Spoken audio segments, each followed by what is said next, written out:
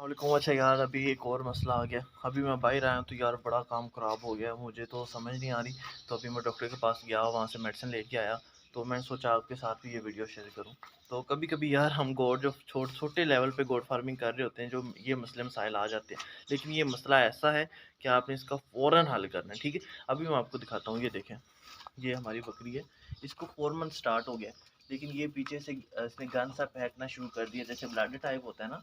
तो ये देखें आप, इसकी पूंछ भी गंदी हो गई है और ना थोड़ा सा ये पीछे से देखें। तो अभी हमने इसी का ही इलाज करना है। तो डॉक्टर ने मुझे कुछ इंजेक्शन दिए। हमारी एक और बकरी थी, वो भी यही सीन दिखा रही थी।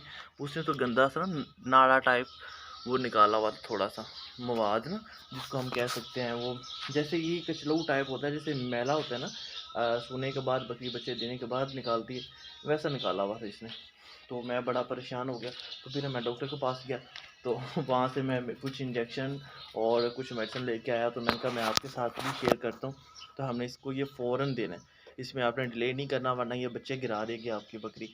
तो यार इतनी मेहनत करने के बाद जब 5वां महीना भी स्टार्ट हो चुका है, तो अभी आके ये इस तरह सीन हो तो बड़ा बड़ा दुख होता है और बड़ा नुकसान का भी डर होता है कि यार ऐसा कोई मसला ना हो। तो इसलिए मैं अभी इंजेक्शन वगैरह लेके आया हूँ। तो मैंने सोचा मैं आपके साथ भी ये वीडियो बनाऊँ और शेयर करूँ, ठीक है।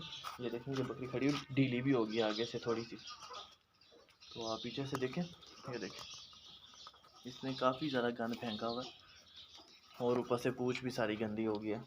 तो चलें, खैर अभी हम चलते हैं अब इसके ट्रीटमेंट की तरफ। इसको हम लगाते हैं इंजेक्शन। इंजेक्शन कौन से लगाने हैं हमने, ये देखें। पहला इंजेक्शन है प्रोजेस्टेरोन।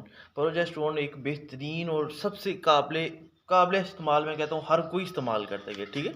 बहुत ही ज़्यादा काबिल एतमाद इंजेक्शन है। जब भी बकरी हमल वगैरह गिराने लगे तो आपने ये इस्तेमाल करना है। आपने 5 cc प्रोजेस्टेरोन इंजेक्शन लगा देना है इसको, ठीक हो गया। और उसके बाद जो हम इस्तेमाल करने वाले हैं वो है इमीवाइकॉम, ठीक है। ये मैंने 10 cc भरा है इंजेक्शन में। तो अभी ये 10 cc इसको लगाते हैं इमीवाइकॉम।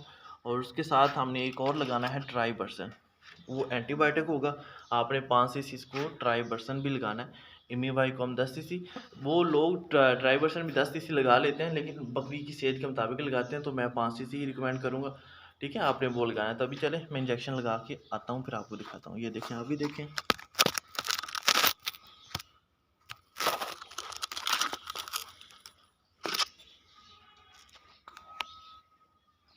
अच्छा दोस्तों, इमीवाइकॉम मैं 10 cc लगा लिया।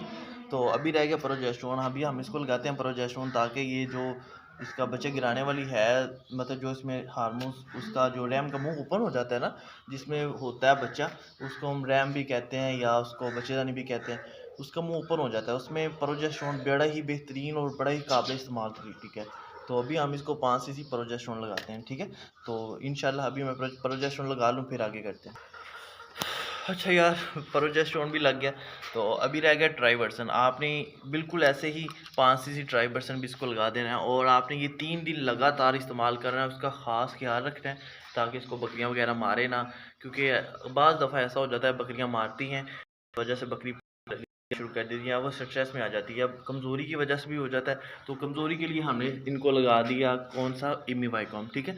और उसके बाद जो हमने इनको इस्तेमाल करवाया फल रोकने के लिए, बच्चा गिराने से रोकने के लिए, तो वो है प्रोजेस्टेरोन, ठीक है।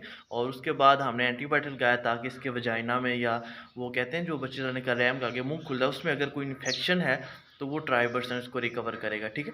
तो अभी हम इसको ट्राइबर्सन रह गया, वो मैं लगाता हूँ। तो तब तक के लिए आप मुझे इजाज़त दें, मिलते हैं नेक्स्ट वीडियो में, ठीक है। आपने मुझे चैनल को सब्सक्राइब और लाइक ज़रूर करना वीडियो को, ठीक है। तो इंशाल्लाह कल मिलते हैं एक नए टॉपिक के साथ। अल्लाह हाफिज़।